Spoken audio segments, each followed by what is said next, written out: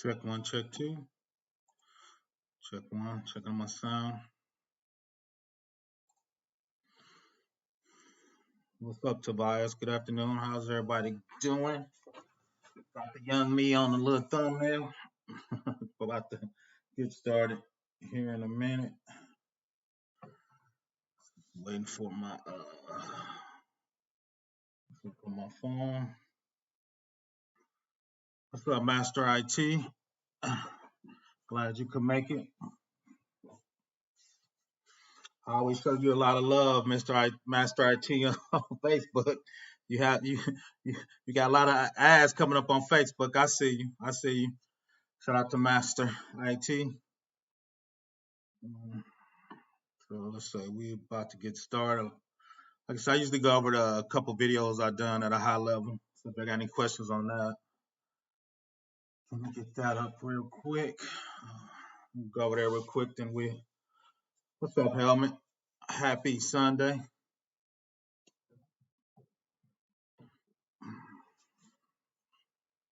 Like I said, we'll go through these couple videos did. I don't know if y'all saw them. If not, go check them out. The first one is a couple from DOD, where the husband worked at DOD. He tried to steal naval nuclear plans and sell them to a nation state, and the FBI and the naval, I guess his naval, like Secret Service, was all over him, right? So it was kind of crazy. They were contacting them directly. They weren't really using encrypted phones. They really wasn't using encrypted data. Um, so they were going to get caught. So like I said, that video's out there. Um, this one right here is an admin from the school. A school got fired. Then he went out and deleted all the school's information, like he wasn't going to get caught. So you see the thumbnail. Admin fired, delete school data. If you look to the side though, when you talk about privileged accounts, and that's what we're going to talk about today, is access. When you give people access, especially privileged people access, you gotta know what you gave them, where the data is, and what's important. The other part of that is when you outboard them, aka fire them, right? You gotta be able to make sure you take all their access away so they can't come back in and delete the school's data. But when you're dealing with admins, of course, that's gonna be a little difficult. Why? They have admin rights. They can give themselves more privileges, take it away, and they can't give themselves back doors too, right? So depending on level of admin, right? A lot of times school, when you say admin, that's the dude that controls all the accounts and all your information go, right? But from a school perspective and consultant's perspective, overlooking your admin accounts, you got to make sure you can delete those guys and get those guys off the system, so they want to come back and hurt you. But two, let's be real, that's kind of super rare, right? If you're an admin, a root guy, right, you don't want to come back and delete data, right? That's going to hurt your reputation. I think they arrested you, so right, so that's rare, but you want to make sure you account for that, right? The other big one was, which a couple might usually ask me to do, I wasn't going to do, of course, is the Twitch hack. That was I call it a break the glass hack, right? Let's see. Stole my thunder. Hello, here to learn how to become. I apologize too, Miss. I forgot to make your live stream last night. You should have pinged me. I'm old. I fell asleep around 8 o'clock. I'm getting old. Everybody go subscribe to She Stole My Thunder. But a lot of people ask me to do the Twitch hack. I call it a break your glass. What's up, Princess? I'm glad you could make it. Just going over a couple videos, and we're about to get into the lesson for today. Once again, you can always throw questions about cybersecurity, really anything. The only thing I really don't usually answer is how much money I make. Anything else is I'm open for. But the Twitch hack, I mean, that was a break your glass. You steal your source code. You release what influencers make. Shout out to Twitch. I didn't know they were paying that much money out. I might have to start live streaming on YouTube and Twitch. Some of them dudes were making 10 figures, man. I mean, they were making like 20, 30 million dollars for their high guys, man. I didn't know that was that much money in Twitch. Shout out to Twitch. So, but they stole their source code. It looked like it was a misconfiguration on a web server. And we talked about that in another class, is configuration. I'm a STIG guy, which is basically what checks should you put on a web server to lock it down so this doesn't happen to you, right? So Twitch is gonna uh, put out the cause of the actual hack. I think they're still investigating it. That's probably going to cost them. I expect to see a class action lawsuit from some of their highest earners and influence because some of those guys lost a lot of money. Some of those guys were fake socialists and they were making $4 million a year, and they lost a lot of their customers because they were found out as being fake socialists. I don't know if that's good or bad, but since Twitch let that slip out how much money I'm making, I'm sure a lot of those guys are going to get together a class action and sue Twitch. I would suspect that. That's what I would do if I was high on there, but that's probably why I'll never make real money. But, so once again, those videos are in my archive. Like I said, the Twitch. I did it more of a school side, school thing slash what happened, what I believe happened. It's called to an incident response playbook. Usually, big companies like this, you plan for that to happen. So usually, you open up your playbook and said, okay, our whole source code got started in your playbook. Who do I call? I need to call a CIO. Some of your states that you're in, if you lose more than 500 records, customer data, you got to let that state know. They're in California under GDPR, so I'm sure they had to let the state of California know that they were hacked. So there was some additional incident response stuff I think is in there. But yeah, shout out to Twitch. Like I said, I didn't know they were paying out that type of money in the game. So, um, and one of my other subscribers asked me to do Signal, one of the top secure messaging app. I thought they were pretty good. One thing I do like, their code is open source. So I actually went through some of their code. I looked at their AES encryption. I think it was in C, so you can actually go through and actually compile their stuff and actually look at it from a cybersecurity perspective. Most of you know I worked at DoD for 12 years. I'm sorry, 11 plus years. I work at a large state agency. So open source, when you can open up your code and look at it, is perfect. Some of the top security companies around the world actually looked at their signals code. They believe it was pretty good. The pieces I looked at, like I said, I, I'm not an encryption guru, but what I stuff saw, their code was clean. Like I said, I referenced a couple people in the description that are world class guys encryption. They thought the signal code was excellent. They did have a CVE, meaning there was a way to hack them, but they quickly fixed that bug, got it turned around. So that option is. So that's why I did say the government is spying on them. There's things that I think the government knows where there are holes in their software where they can attack. But of course, we're talking about some of the top guys on the planet, right? When you're actually talking about signal and how you attack it.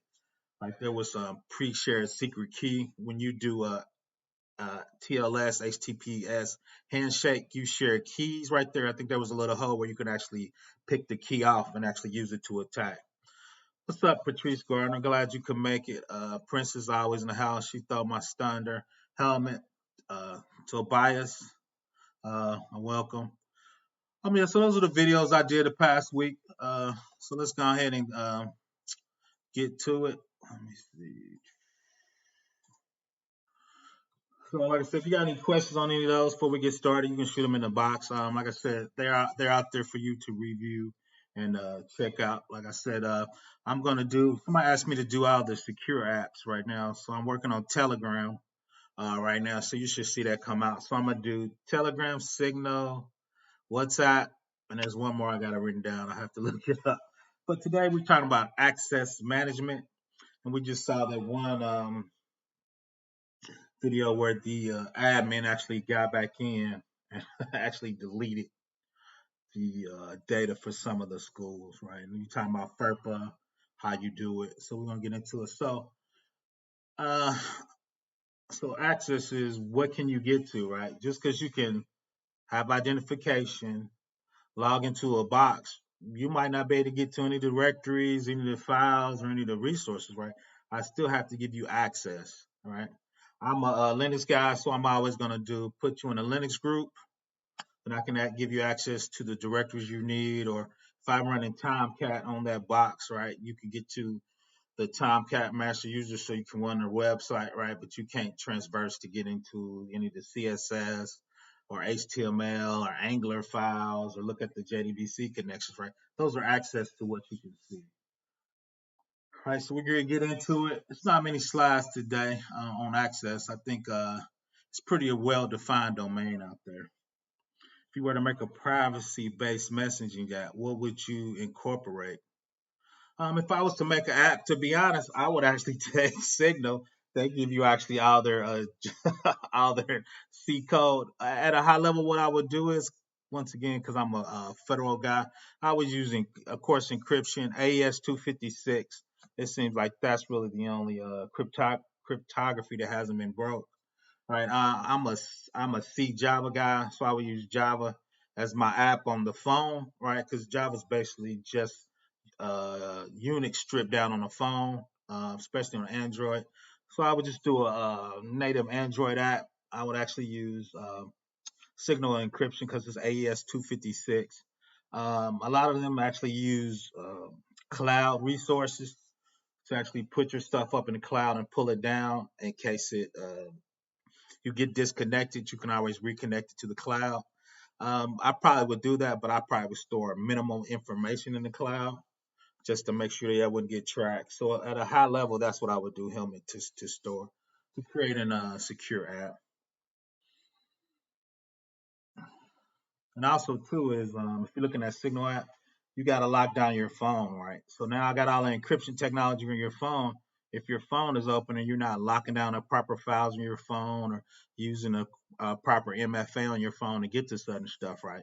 If I can get to an encryption of your phone and see what you're doing, right? So you still have to lock down your phone, even if you use an encrypted email and encryption of the phone. So let's start off with access control. That's what we're talking about. Granting or denying approval to use specific resources. Physical access control consists of fencing, hardware door locks, man traps to limit contact with devices. Technical access control consists of technology restrictions that limit users on computers to accessing data. There are standard access control models that are used to help enforce access controls, and we'll talk to that, what those are.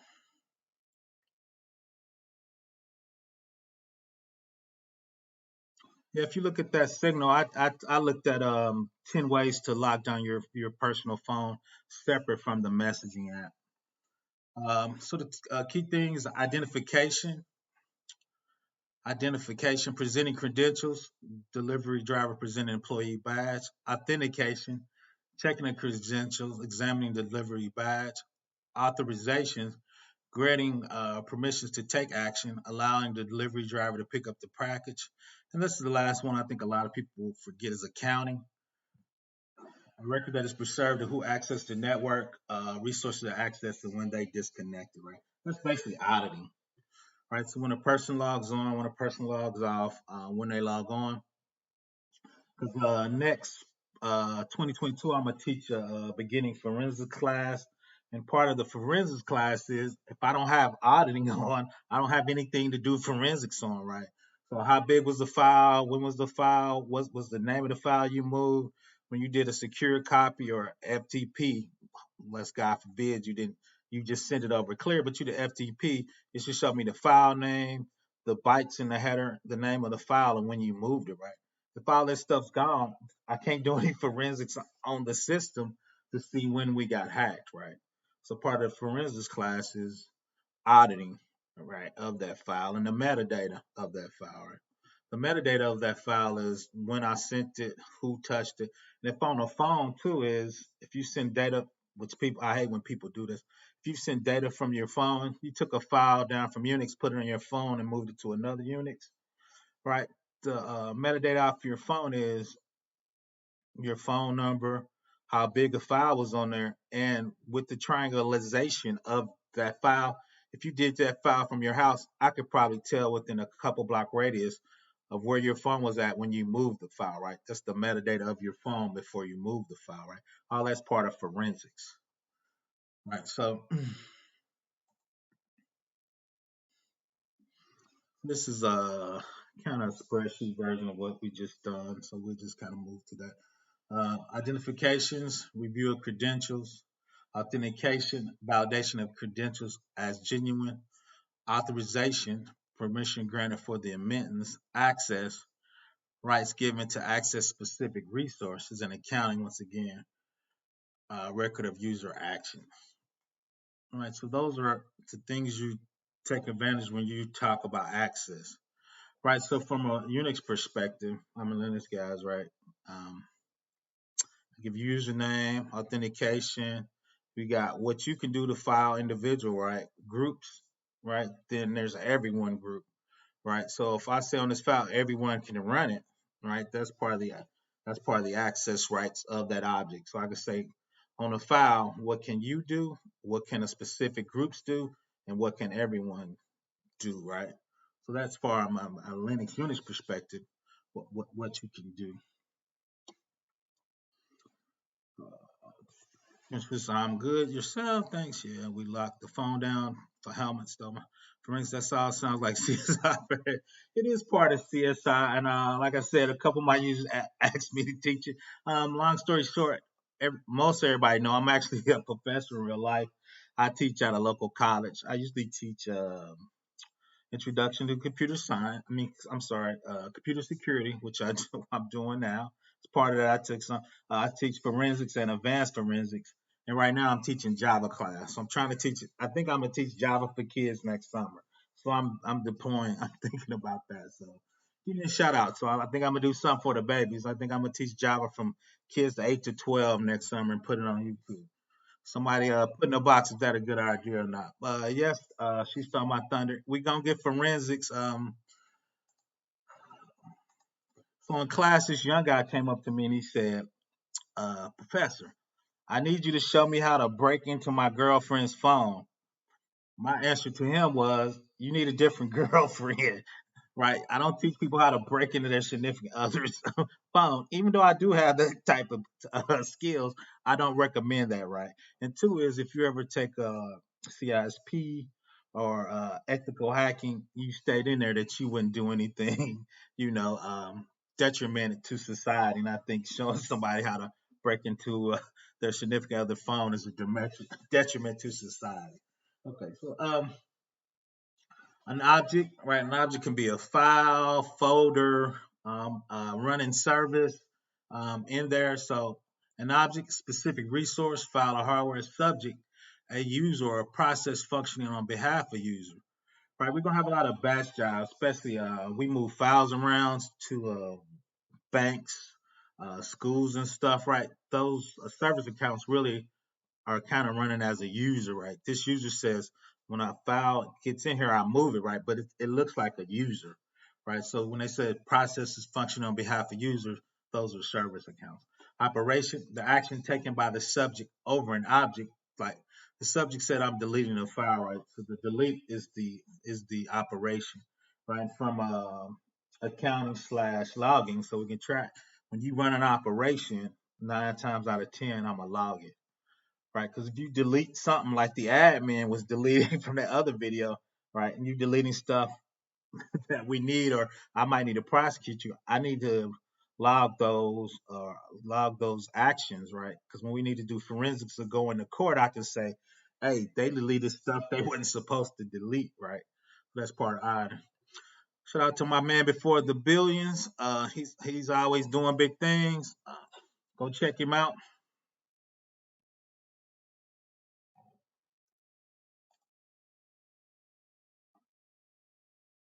Let's see. Somebody's Java finally class. You'd be more than welcome. She's talking about Java for kids finally at my level.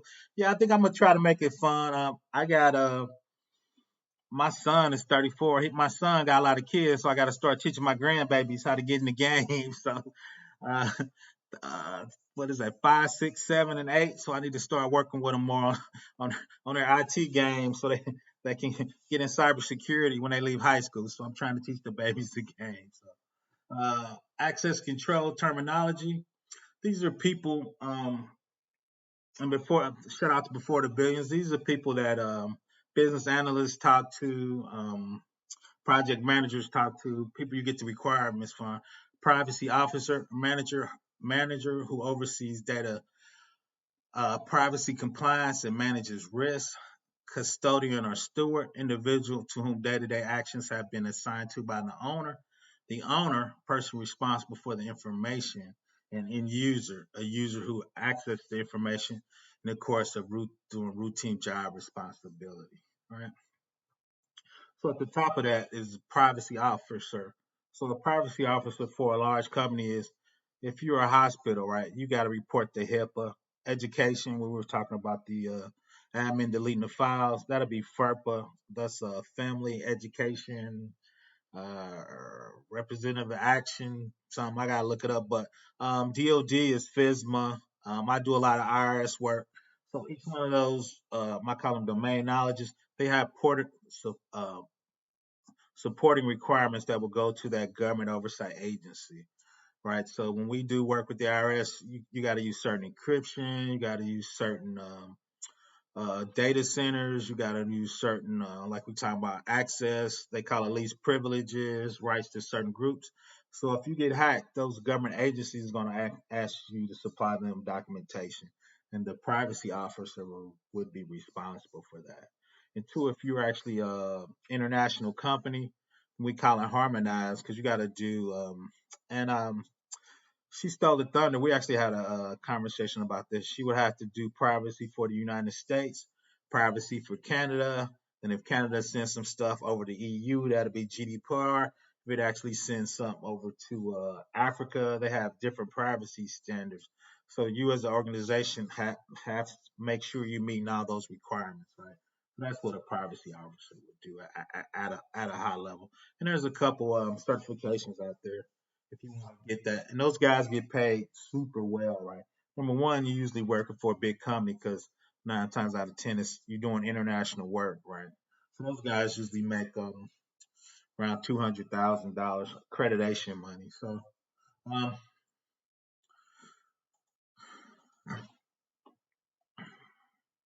let's see, doing well before you get your first magazine covers billionaire. I'll let this shout out to that. I want to sign a copy of that too. Q4 97. I want to sign a copy of that. So here's if you look up there, this access control. So it has the end user, they log in Wiley, password, they have a salary Excel file. The owner can be read only to a departmental manager. The privacy officer can access the file. Review current settings for the custodian will be review the file. So those are the different players and what would be their access rights to that particular file. Right. So the end user created, like I said, the departmental manager, they only gave them read only. Why? They're not really doing any work. Shout out to the department manager. Shout out to the privacy. They're really not doing any work either. You're really going to right click and just really look at the rights that file has in it. You might be able to go into it as a privacy manager because you want to see if there's SSNs in there, phone numbers, addresses. Each one of those data elements will have a different classification to it, right? So when you're talking about access control to a file, that's actually what it looks like in real life. Like I said, especially on a Linux box, you have user rights, group rights, and everyone rights. So you can see who can see what and when they can see it. All right, so these are some of the access control modules. So if you're gonna do the Security Plus test, or I keep saying I'm gonna study for the CISP, these are the control models you will have to study because they're definitely on the test.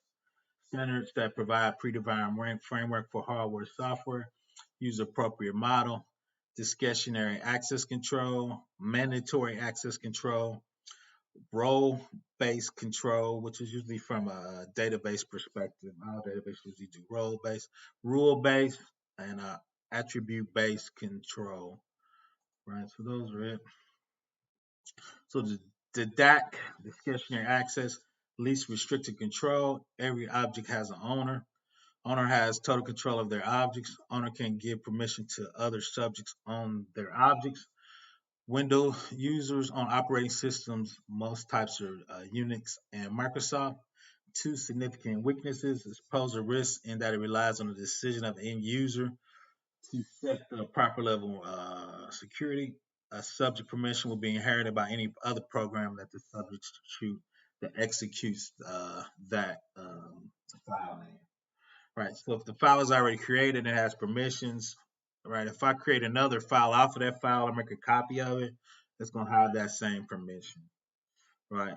I mean, there's some base level, it's gonna have that same permission.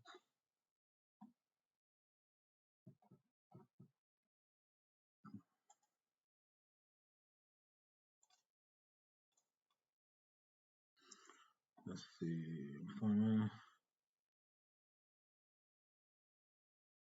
Again, I'm thinking we need to create a Tire Team T-shirt, and I'm here for the Billions Wi-Fi.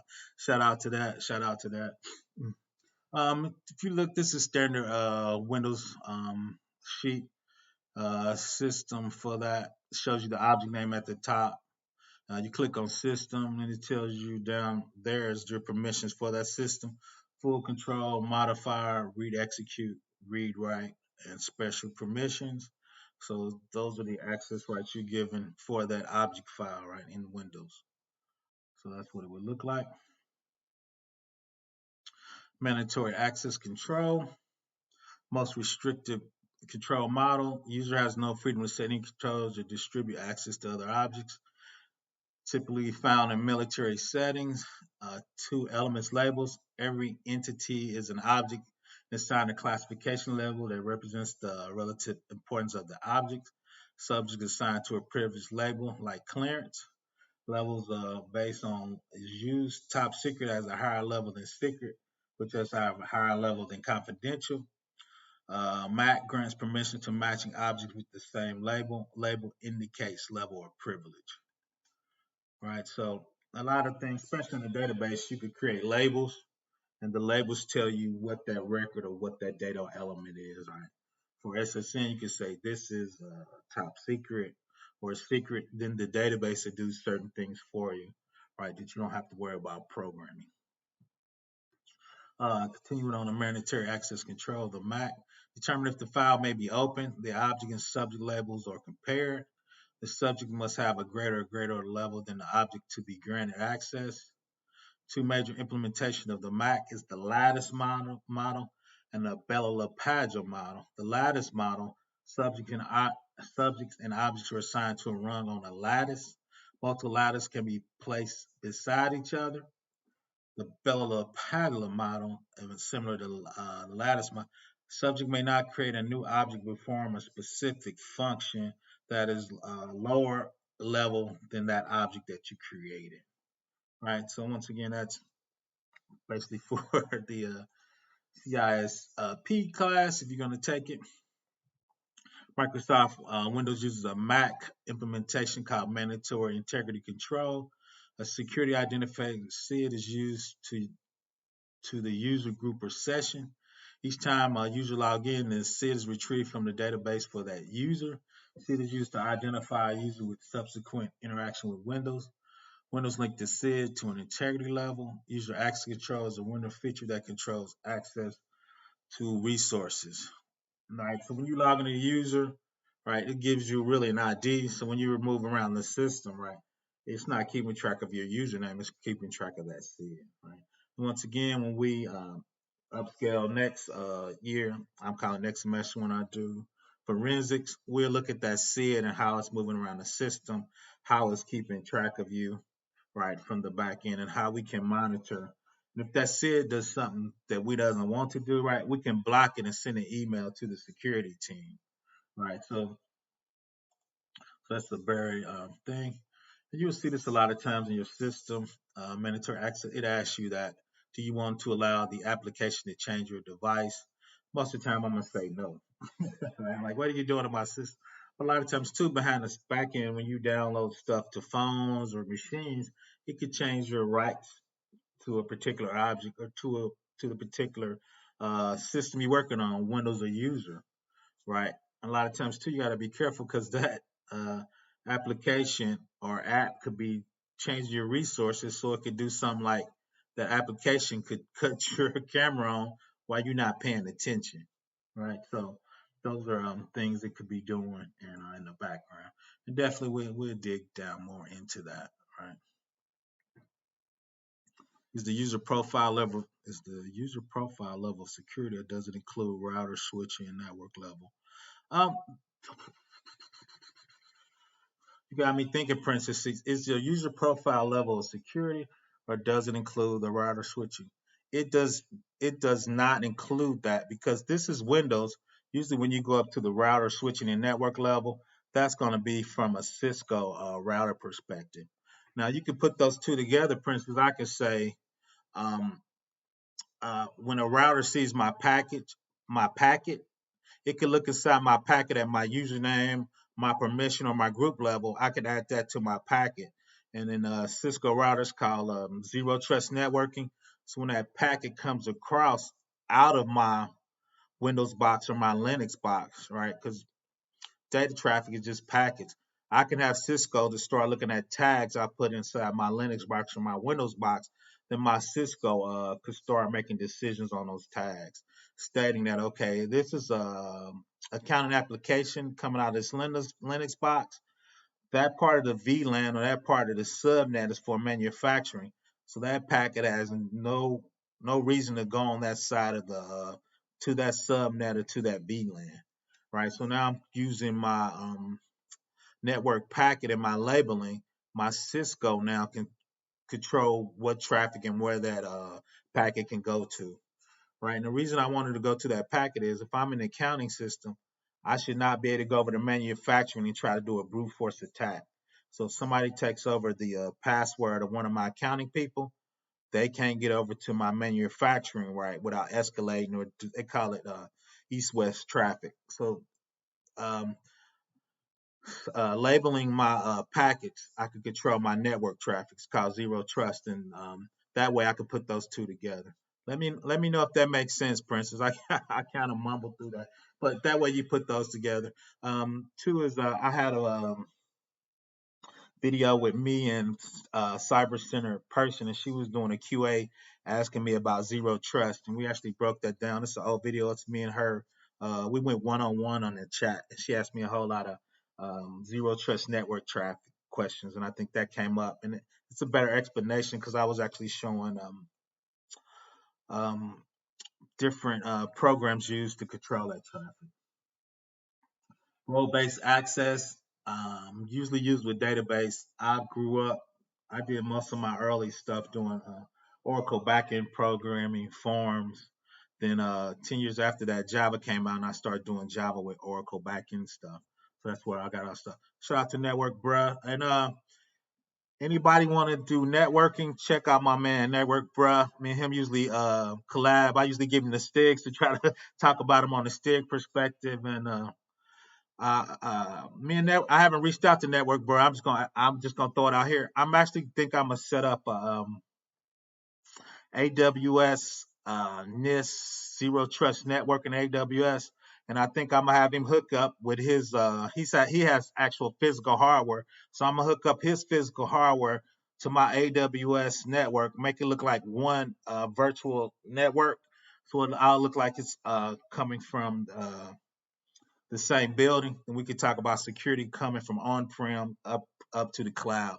So I think I threw that out to the network, bro. I think we might collaborate on something like that. But I'm thinking about it. He young, so we're gonna talk about. Shout out to Cisco V. He just in the house. I'm throwing out Cisco questions. I need those two guys in the house. But yeah, so yeah, Princess. So that's what like we were talking about with zero trust network. I think I can mark the packets out. Then when network brush sees it on this in the Cisco router, I think we can control where that packet goes through with the label. Let's see. RBAC assigns permission to particular roles in the organization. The users are assigned those roles. Role-based control, RBAC, dynamically assign roles to subject based on a set of rules defined by the custodian. Each resource object contains access properties based on a rule. When user attempts access, system checks object rules to determine access permission. Often used for managing access roles to one or more systems. Business changes may trigger application rules specifying access changing. Rule-based sounds cool. We did it in real life. It was hard because anytime you change a rule in the table, it changes your whole matrix. So you have to go back and test that. Um, we tried it. It was okay. Like I said, it was hard to test because your test was always in flux, right? Because if somebody changed something in the table, it could change your whole matrix. Usually, when I'm on Unix, I says this object can see this group, and everyone can see that, right? That's hard coded in a group until I do a command. I would have to physically, change that. So um, that's why I wasn't a big fan of that that rule base. But all right, there, bro. I'm always on your channel, so yeah, I've been thinking about that. So we'll check on that and collab on that. Before I subscribe him, I already start watching his videos and them. Oh, facts. So that's cool. Check out Cisco V. Oh, in the DMZ. Got to get the DMZ, man. Got to get that 3-tier architecture. Long story short, I network brothers this because I'm always on this channel. I'm a security analyst, right? I understand networking at a at a basic level, right? So when I do security checks, I reach out to SMEs like Cisco V, like Network Bruh, like Princess C. So then we could talk about mitigating controls, meaning if you can't do this check, what about this other check, right? To make those, to make it secure, right? Network Bros, no, I've been shooting a few of the Stig checks that he would see actually on the Cisco thing. So now he's comfortable seeing it. He knows how it reads. He know how it works, right? But you know, um, Stig checks on a Cisco router, I think, were 250 checks, right? It's a lot of checks to lock down. But two is the basics. The basis of security is networking. If your network is insecure, I don't care how much application security you put on it, how many firewalls you put on it, how many virus protection you put on it. If your network is insecure, meaning it's not encrypted, you're not controlling your network, then it's easy to hack a box. So everything's fixed really on top of network. Attribute based control uses more flexibility than a rule based AC, can combine attributes. Policies can take advantage of attributes, object attributes, subject attributes, and environment. ABC rules can be formatted as if then structure. Right. So here's an example of it. So Mac, mandatory access control. End users cannot set controls.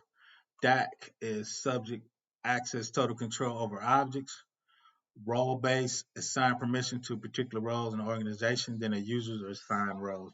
So especially from a database perspective, that's usually the most used one there.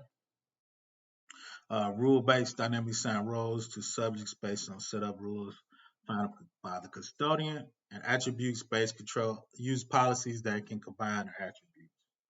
Right.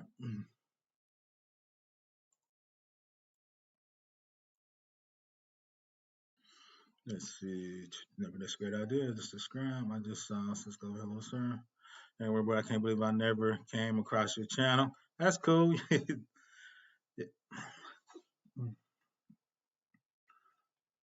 Managing access through account managing. Properly configuring your accounts is the first step to providing strong security. Accounts inside not only user accounts but service account and privilege accounts. Privilege accounts are basically what admin users use. Account management includes account setup as well as accounting. Right. So one of the big deals which this all occurs is at a high level, especially large companies, identity management. Right. How are you going to do it? Right. A lot of that has single sign on. Single sign on has MFA. Then like you got Network Bruh, Princess C, and Cisco V. If they're working remote from home, are you gonna have them use MFA? You gonna have them use VDI?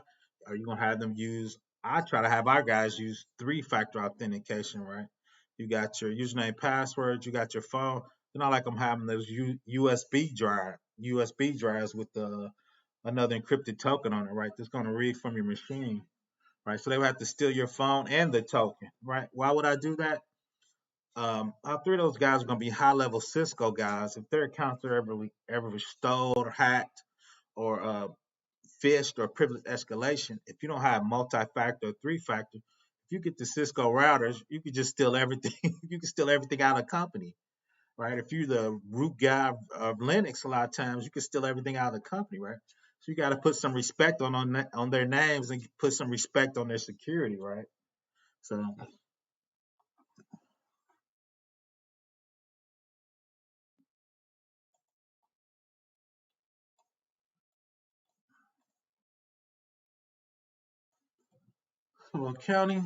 account setup. When initially set up, concern employees accounts, creating location-based, establish standard naming conventions, create time of day restriction, enforcing least privilege. So a lot of times enforcing least privilege is the hard part of that, right? Is how much privilege does Cisco router guys need? They need a lot, right? And two is from Linux perspective, right? Do they need root? Do they need to be able to shut down a box and bring it back up? So what level should you put them in, right? And two is here's some other additional, right? I would just do the three factor, like say MFA phone, just go ahead and add the USB token drive in there. Right? If you look at AWS or Azure, you click a button. I think those little USB drives are like $5 a button. Right? I think that's the appropriate way for that. Employee accounts. Employees account are often the source of entry point by threat actors. Employee onboarding refers to the tasks associated with hiring a new employee. Onboarding, scheduling, job duties, socializing, workspace, and training. In addition, in a Windows environment, provision of a new computer, mailbox, AD users, user account to groups, create home folders, and review security settings. So one part of that too is what access does the person need to do their job, right? When you're talking to end users and executives, you're not telling them, they're saying this is accounting, right? An accounting AP person would need, they need access to this database, they need access to these drives, they need access to these systems, they need access to these parts, right? So you need to click a button and it gives them all that access, all right? Sets up your Active Directory, sets up your Linux. A lot of times too is you can sync your Active Directory to your Linux, right? So it'll be single sign-on, right? So you don't have to keep all that up, right? But what does that mean? It's to onboard somebody. And one thing I hate most companies do is make that person like this other person. Don't do I hate when people do that. Why? That other person's been here for 10 years. They got special projects that never been removed. They got special features. They had some they did 5 or 6 years ago, nobody removed. So over time, people, like you said, they don't have least privilege and it keeps getting extra rights and extra permissions. So what we want to do is every year or every quarter have their supervisor go over the things they need access to, right? And two is also um, what new things they do and what old things that they stop doing that we need to take away, right? So employee offboarding, like we were just talking in that video, when that assist admin was offboarded, right? You need to make sure all this stuff is gone, right? So we can't come back in and do something offboarded. Action to be taken when employee leaves enterprises. Steps include a backup all employees' file from local computers and servers, archive files, forward emails to managers or coworkers, hide the name from the email address book, orphan accounts, use an account that remains active after the employees leave, dormant account, an account that has not been accessed for a lengthy period of time, mainly organization disable accounts for a minimum of 30 days and purge them accounts twice a year. So yeah, so if a person hasn't used that account for a while, you should automatically just lock it, right? Just lock them out. If they need to get back in it, they can put a ticket in. Location based, which is cool. Geo fencing relies on location based policies, establishing a geographical boundary where the mobile app can and can't use. Policies often first prescribed by generating IP location data, which is a text file containing comma separated file formats, IP from and to, country code, name, and region. This policy then becomes the basis for how authorization requests for mobile devices are evaluated. right? Too. So if you're on a mobile devices and you do mobile work, right? Can you do work when you're in the city that the company's in, right? Of course, people go on vacation, right? But you can control what people can see and what their location is. Of course, let's be real. We know IPs can be uh, spoofed very easily, but that's I call it a baby check. That's a baby check, just to get the security started. Standard naming conventions, rules that have been established for creating account names. Option can have first initial, last name, first name followed by last name, name followed by department code. In the VIT, two names be the same. Standard policy should be evolved by resolving the conflict. I always see -1 or -2 behind people's name. That means there's somebody else in with the company's name. All right. So you want to make it standard too, is why you want to make it standard. Then you can start scripting that stuff up, right? So the idea is when, especially when you get in the cloud, like I said, I'm Amazon, I'm trying to go hard next year in that space, right? So you got to start scripting. You got to start using cloud formation. So when somebody come in, you can have a script run, configure that up, authenticate that up, have it run across, a couple 400 or 500 servers, set up what you need or take down what you don't need, right? So that's why you want to get in standard. So because you got to start scripting stuff up. Two is which I've never really seen done in real life is time day restriction. What days you should work and what time you should work.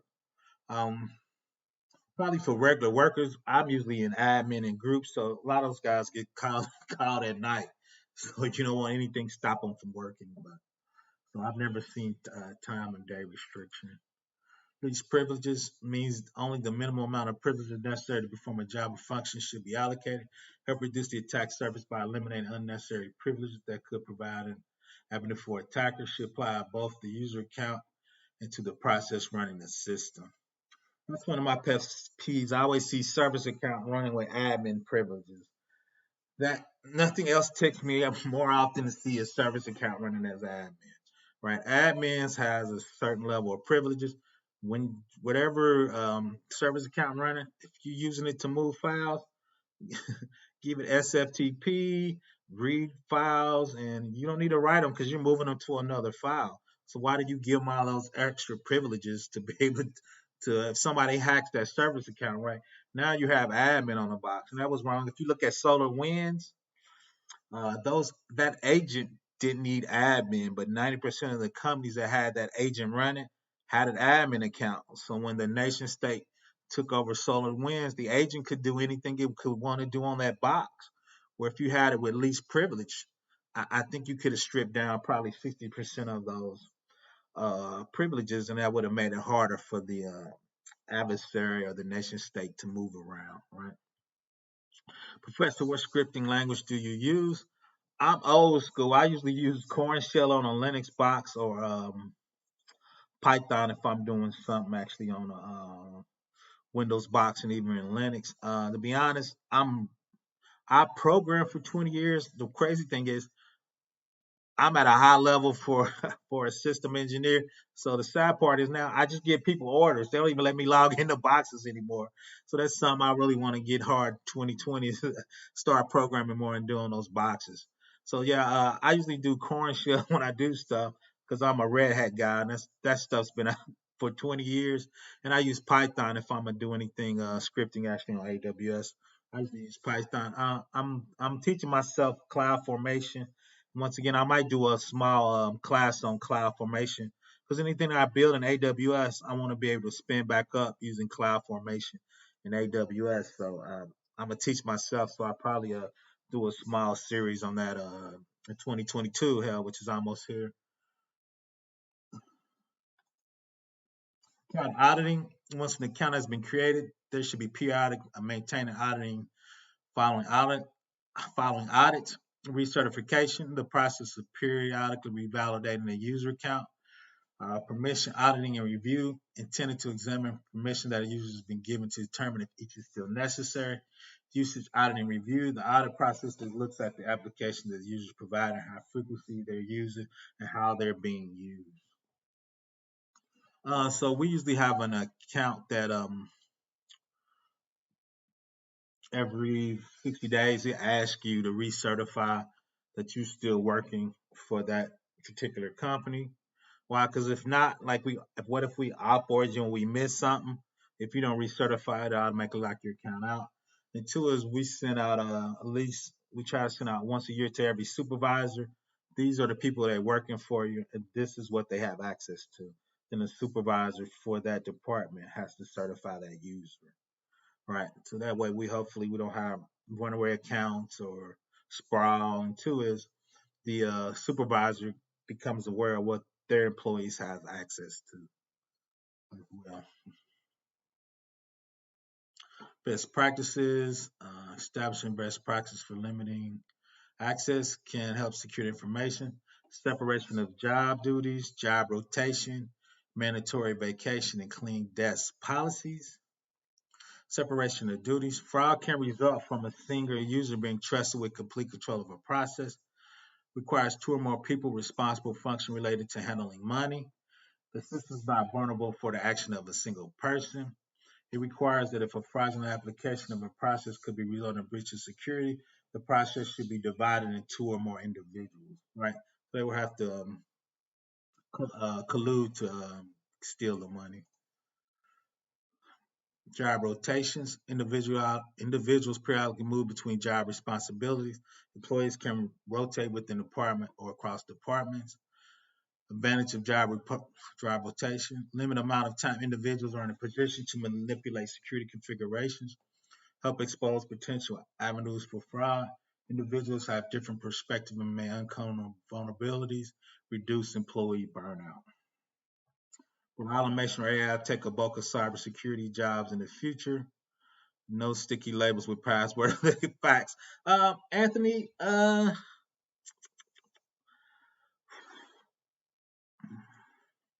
do I think automation or AI will take the bulk of cybersecurity jobs in the future? I don't think they will take the bulk of the cybersecurity jobs. I think they would take the task of, like we said, the repetitive functions of it.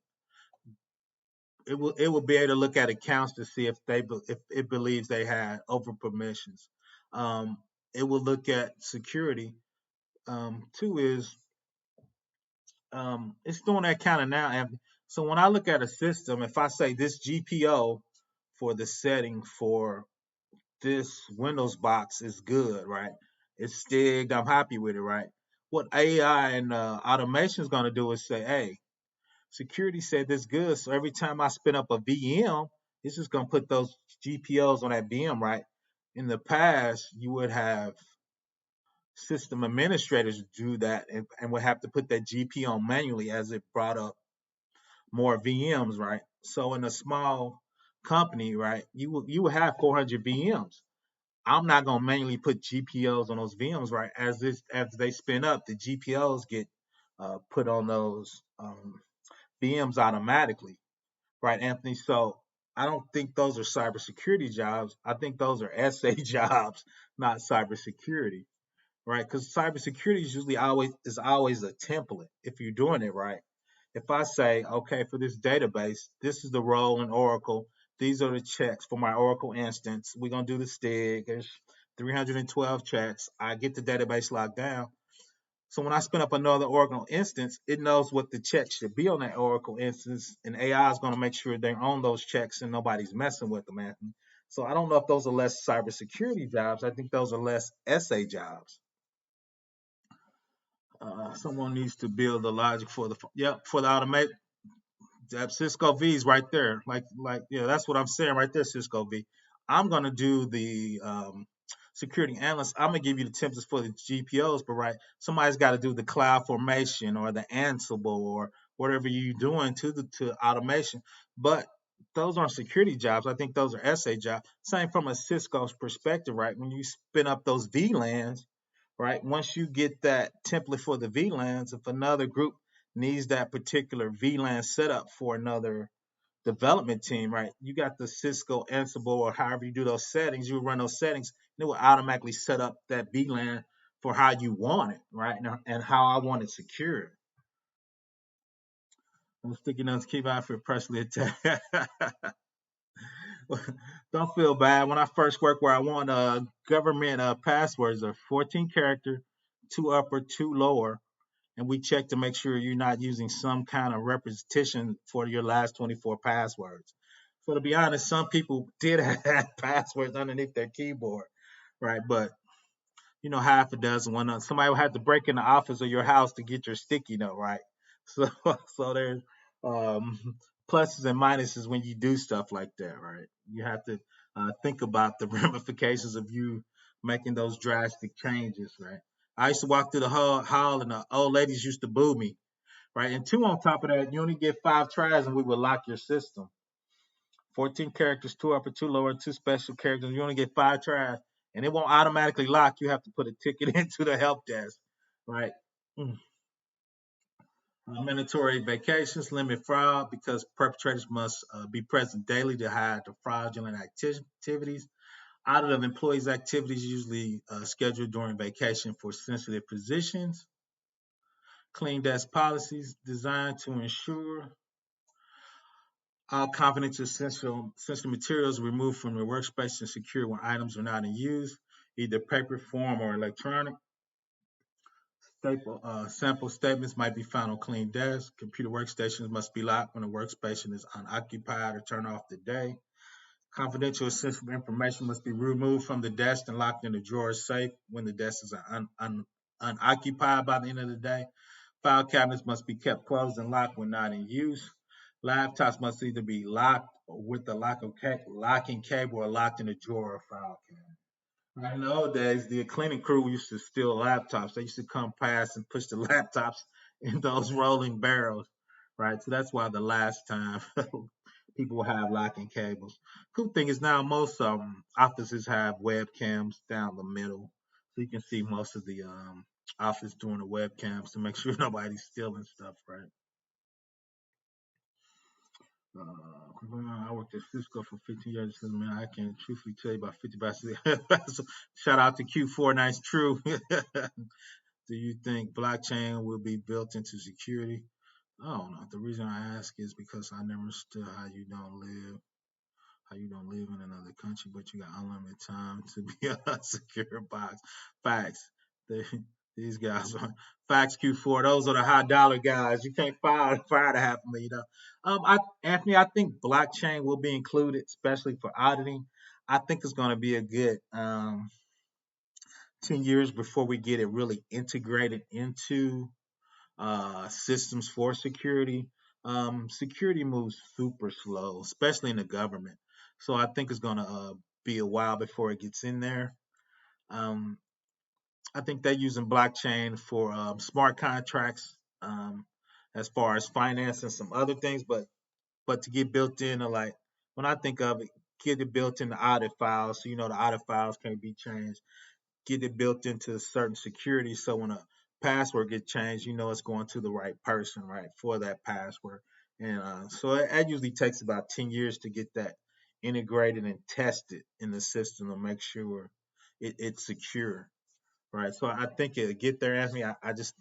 I'll be retired before it gets in at the level it should be in there. Like I still be around, but if you look over history, how long it takes to get new technologies embedded in security. Now we'll do it for features, like we do blockchain to get that money, right? We do it for Bitcoin or Xeno Ebo, whatever the next dollar amount is, right? Because that's features, right, and coins. But to actually get it in security, it always takes a while, right? Because security is a cost; it's not a profit center, right? So it's usually last before it gets new features in like that. Implementing access controls, technology used to implement access control lists, a group-based access control. ACLs, access management system permissions attached to objects, specifies which objects may access objects, what the organization can perform. When subs request to perform an operation, system checks the ACLs to improve the entry. ACLs are used to view relationships to the operating system, provide file system security for protecting file management. Also, been ported to SQL relational database system. So ACLs can also provide database system security. Like I said, usually on database security, I see it on database roles usually. Each entry in an ACL table is assigned control the ACE. ACE structures windows. Once again, security identifier for the user group account or login session. Access mask can specify access rights by the ACE. Flag indicates type of ACE. Set of flags determine whether ACE can be an inherited object, right? So when I copy directory or object, do I get the same permission that was above it, right?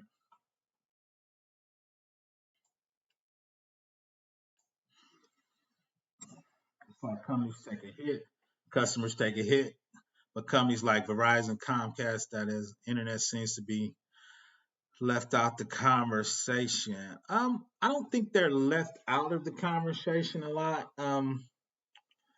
I think those guys are getting fined. I think those guys are getting a little reputational risk. The problem is there's so many hacks, so many ransomware, so many issues. It just becomes white noise after a while. People don't flinch when you say, "Oh, that bank was hacked," or "that company was hacked," or "that ransomware got hacked." Right.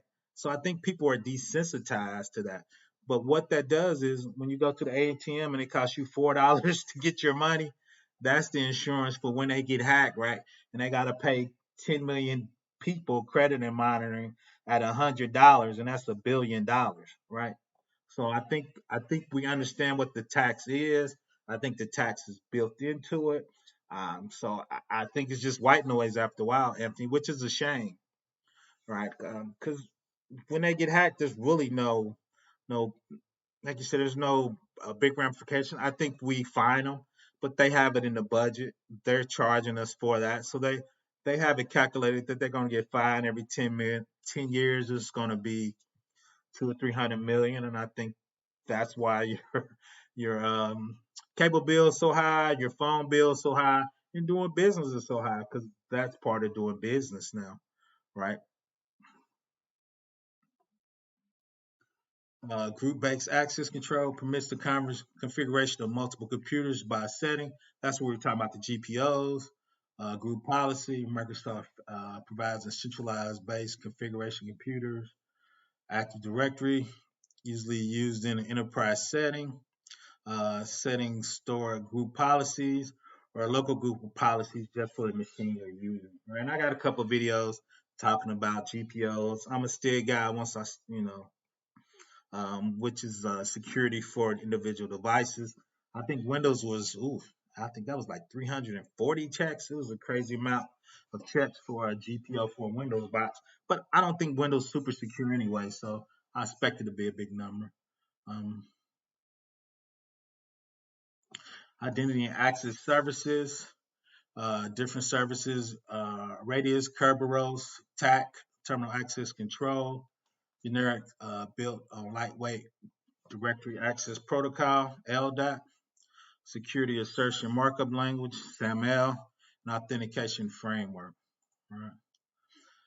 So Radius, that's been around forever. Let's see. It's like, homie, do they not know when someone is uploading virus or restricted website that the analyst shouldn't be at? True.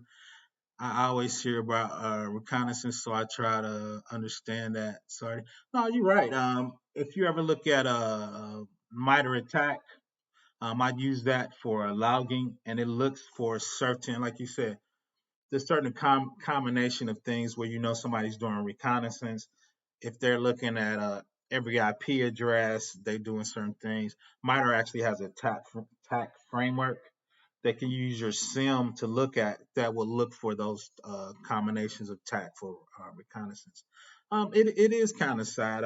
I've been on conversations with multi-billion-dollar companies, and I really didn't think they were taking security serious. Um, I've seen a $1 billion company where we had them at a certain security level, and they actually wanted to take a step back because they thought it was easier. I'm like, dude, you're $1 billion company, man. You got 400 security people. Why'd you want to do something easier? But once again, there's really no ramification. But as part of my forensics class, Anthony, next I'm calling it next semester, like I'm teaching next year. I probably would do some of that reconnaissance attack inside of SIM so you can actually pick it up. So that's one thing. I'm not really a red team guy. There's a lot of guys out there like Alpha Cyber, Kenny Conjo. Trying to think who else. There's a number of guys in the manosphere that are red team attack guys that are out there. For instance, see what sources do you use to start updating with what's happening in industry and news? Network, Brian. Um, for me, reach out to me at professorblackops@gmail.com. I do the STIGs, and it's a security check. And inside the STIGs, they go through why they're doing that check, and they're pretty up to date with that type of thing for your particular device. So I could send you. I think I sent them the network, bro. I think I did send him the Cisco checks. I think it was like 300 checks, so he can see them and see what they look like. Right. So that's how I do. And me, I look at for bleeping computer, and I follow a lot of people actually on YouTube that I think are doing a great thing. I think Network Bro, he actually does labs for his Cisco certifications. For me as a security analyst, right? A lot of times I tell people put checks on stuff, and there's the underlying stuff on there I might be a little light on. So for me, um, hanging out with people that doing checks and doing studying for stuff. Also, Princess C, when I'm always trying to study for a certification. Like I'm doing a certified cloud security professional. So since I'm studying for that certification, that's helping me get my cloud skills up to the level I need them to be. So even if you don't take certification, studying for that hot certification gets you to get your skills up in that area. Radius, it's a remote authentication dial-in user service. When it says dial-in, of course, that's old as hell. Developed in 1992. Radius client template a device such as a wireless AP, responsible for setting credentials, connection parameters. Radius user profile stored in a centralized database. Remote can be shared. Advantages: increased security due to a single administrator network point. Easier to track usage for billing and keeping network statistics. And here is the radius. Radius is not used much anymore. Most people use Kerberos, so it's not used a lot. But here it is. You can see the laptop connecting to the access point, the requesting authentication from the Radius server. It checks to see if compare your username to the database, extending your authentication on the network. Once it's authenticated to the network, it records your action into the database. That's either if you got successfully in or denied. We keep track of denies. If we get like 100 denies in a second, right, that could be a denial of service attack, a brute force attack, right, or automated attack. So we're looking in our account to say, okay, how many times are we being denied? Are we being denied from the same IP address? Is the same IP address trying to use different users, right? If the same IP address is using different users, right, it's an automated brute force attack, right? So we're going to block that IP, let the SOC know. The SOC is going to let the security analyst know. Long story short is it's going to really usually rotate to a different IP address as soon as we block it, right? But then we know we're under attack from a forensics perspective, right? Or like my man Anthony said, for reconnaissance attack perspective, we know we're under attack, so we need to figure out what the play is going to be. I've been at a DoD base where they kept changing IPs and we couldn't figure it out, so we just unplugged the database from the router. Right? They trying to steal our information. We were unsure. We wanted to get some help from outside consultant, so we just unplugged the database from the router. Right? Then nobody can get to the database. We could figure out what's going on right before they got us. Right? So Kerberos authentication developed by MIT uses encryption authentication. Works like a user's driver's license. Kerberos ticket difficult to copy. Contain information linking to users. List restriction expires at some future date. The ticket expires at some future date. TAC plus X, adds similar to radius, commonly used on Unix. Communicates forward using authenticated information.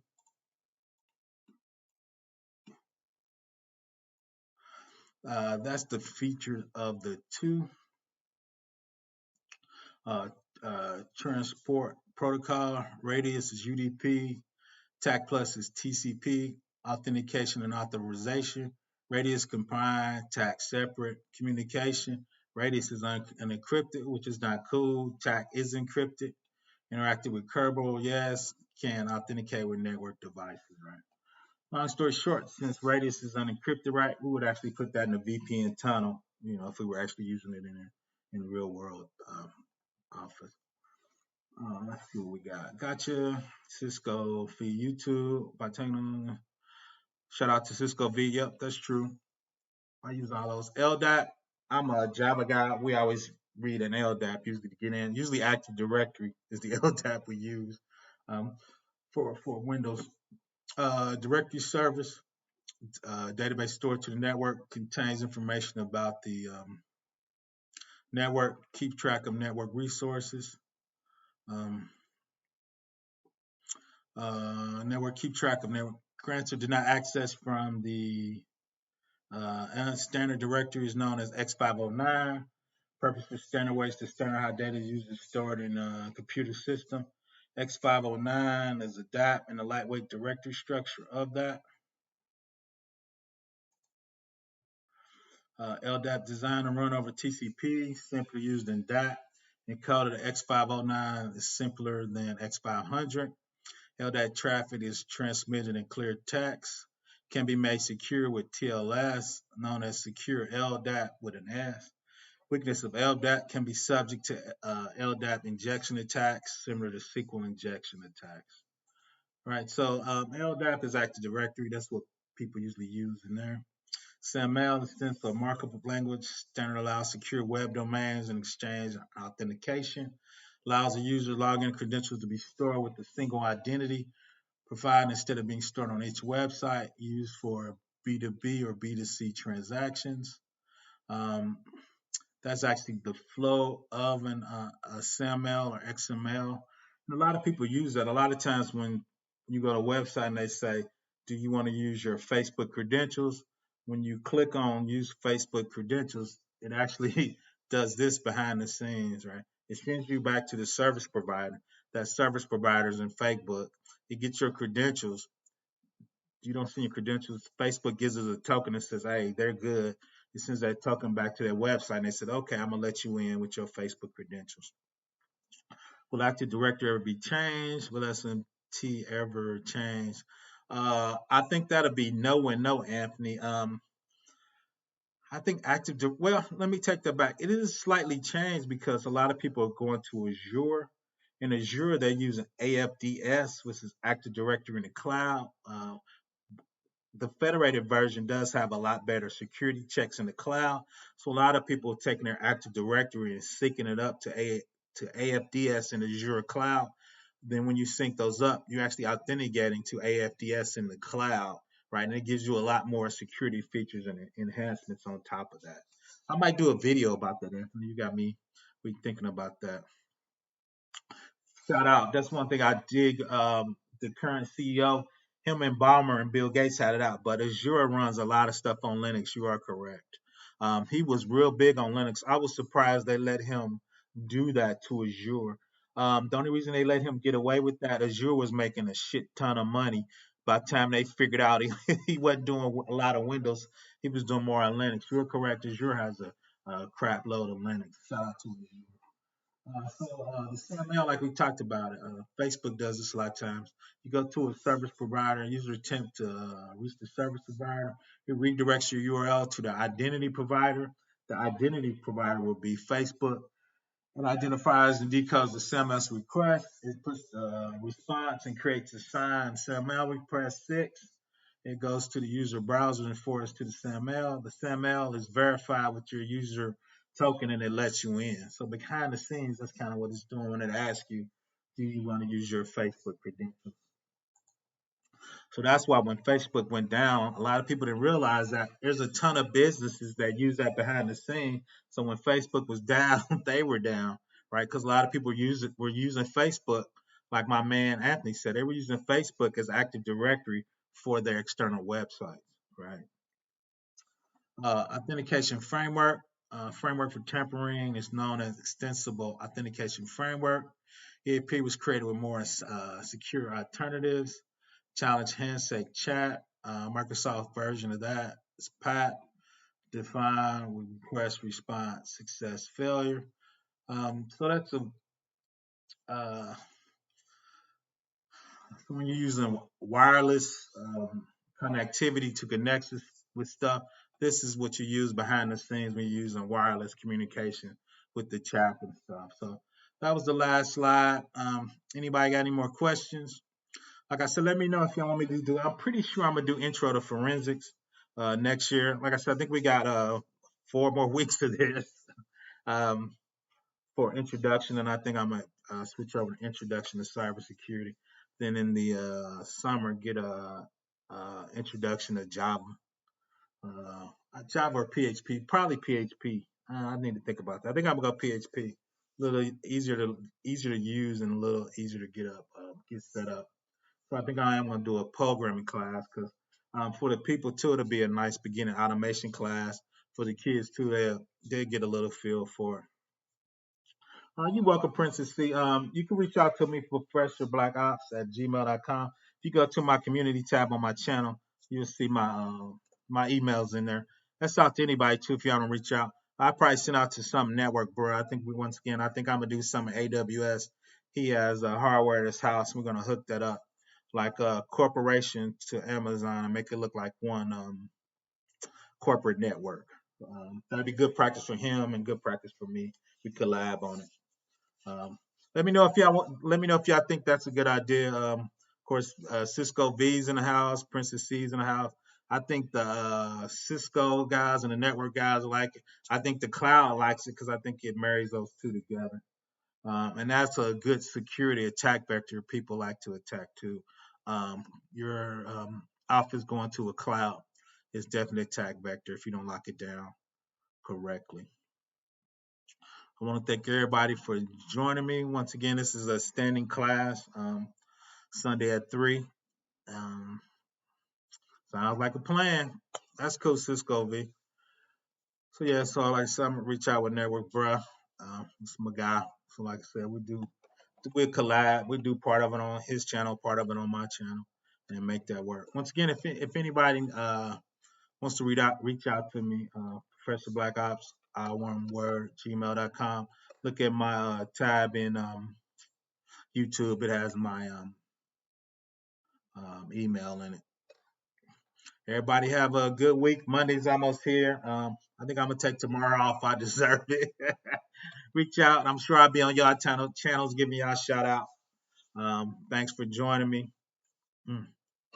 I knocked out that like a light hot day here. Okay, cool. Thanks for the info. You're welcome, Tobias. Thanks for joining me. I think too is I'll probably go live a couple times during the week. I think I'm gonna do ageism.